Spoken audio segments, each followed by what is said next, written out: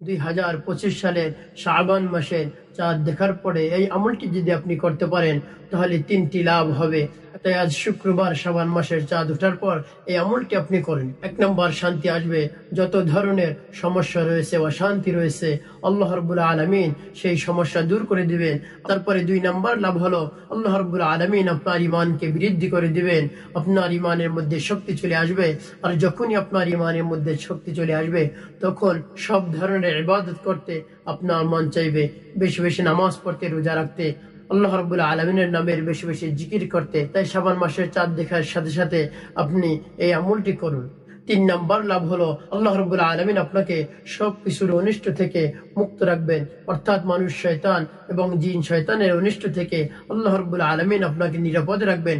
আপনাকে কেউই কিছু করতে পারবে না। আপনি মাসের শুরুতে যদি এই আমলটি করতে পারেন। গুরুত্ব ও ফজিলতপূর্ণ দোয়াটি শিখতে হলে ভিডিওটি শেষ পর্যন্ত মনোযোগ সহকারে দেখতে থাকুন, তাহলে অবশ্যই আপনি এই ফজিলতপূর্ণ দোয়াটি শিখতে পারবেন। প্রিয় ভাই বোনেরা, আল্লাহর হাবিব সাল্লাল্লাহু আলাইহি ওয়াসাল্লামও চাঁদ দেখার পর এই আমলটি করতেন। তাই আমাদেরও উচিত চাঁদ দেখার পর এই আমলগুলো করা। তাহলে আল্লাহ রাব্বুল আলামিনও সেই পুরো মাসের মধ্যে আমাদের উপর বরকত, রহমত নাজিল করে দিবেন।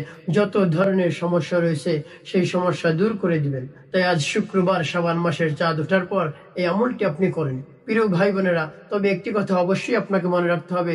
সেই কথাটি হলো আপনাকে আরবি মাসের হিসাব জানতে হবে। তার কারণ হলো আরবি মাসের হিসাব রাখা সেটা হলো ফরজি কিফায়া। এই ফরজি কিফায়া যদি আপনি আদায় না করেন তাহলে আপনি গুনাহগার হবেন। যেমনি ভাবে জানাজার নামাজ ফরজি কিফায়া, মহল্লার মধ্যে কয়েকজন যদি আদায় করে দেয় তাহলে আদায় হয়ে যাবে। তেমনি ভাবে এই আরবি মাসের হিসাব রাখাও ফরজি কিফায়া। মহল্লার মধ্যে থেকে যদি কেউ আদায় করে বা মহল্লার মধ্যে থেকে যদি কারো জানা থাকে তাহলে সেই ফরজি কিফায়া আদায় হয়ে যাবে। আর যদি কেউই না আদায় করে, কেউ এই হিসাব না রাখে, তাহলে ফরজি কিফায়া আদায় হবে না, তখন সকলেই গুনাহগার হয়ে যাবে। এজন্য আপনি আরবি মাসের গণনা বা আরবি মাসের হিসাব আপনাকে জানতে হবে। আল্লাহর হাবিব সাল্লাল্লাহু আলাইহি ওয়াসাল্লামও আরবি মাসের 29 বা 30 তারিখে চাঁদ দেখার জন্য চেষ্টা করতেন। 29 তারিখ যদি চাঁদ না উঠে তাহলে 30 তারিখ অবশ্যই উঠবে।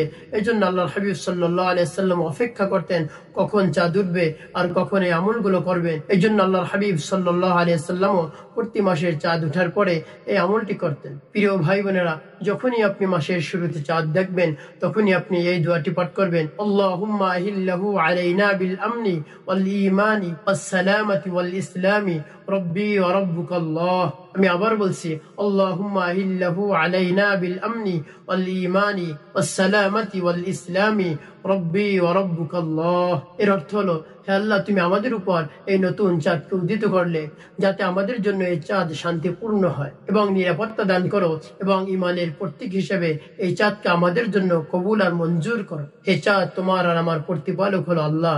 সুবহানাল্লাহ। এটা তিরমিজি শরীফের হাদিস। এবং আল্লাহ রাব্বুল আলামিনের কাছে আরো দোয়া করা, হে আল্লাহ, আমি রমজানের পূর্বে এই শাবান মাস পেয়ে খুশি। হে আল্লাহ, আমি যেন রমজান পেয়ে রমজানের যত ধরনের ইবাদত রয়েছে, সারাদিন না খেয়ে রোজা রাখা এবং রাতে দাঁড়িয়ে দাঁড়িয়ে নামাজ আদায় করা, এভাবে যত ধরনের ইবাদত রয়েছে সেই ইবাদত যেন আমি করতে পারি, সেই তৌফিক আমাকে দান করুন, সেই শক্তি আমাকে দান করুন। এজন্য আল্লাহ রাব্বুল আলামিনের কাছে এই প্রার্থনা করা এবং এই দোয়া পাঠ করা। আল্লাহুম্মা ইন্নী আসআলুকাল হুদা ওয়াত তুকা ওয়াল আফাফা ওয়াল গিনা। আমি দোয়াটি আবার বলছি, আল্লাহুম্মা ইন্নী আসআলুকাল হুদা ওয়াত তুকা ওয়াল আফাফা ওয়াল গিনা। এর অর্থ হলো, হে আল্লাহ, আমি আপনার কাছে হেদায়েত এবং পরহেজগারিতা এবং চারিত্রিক পবিত্রতা এবং মাখলুকের প্রতি অমুখাপেক্ষী কামনা করছি।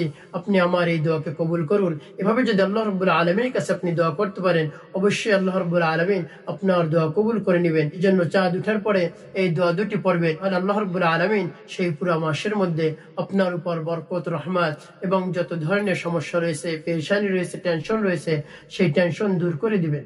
আল্লাহ রাব্বুল আলামিন আমাদের সকলকে 2025 সালের শাবান মাসে বেশি বেশি ইবাদত করার তৌফিক দান করুন। আমিন ওয়া মা তাওফীক ইল্লা বিল্লাহ।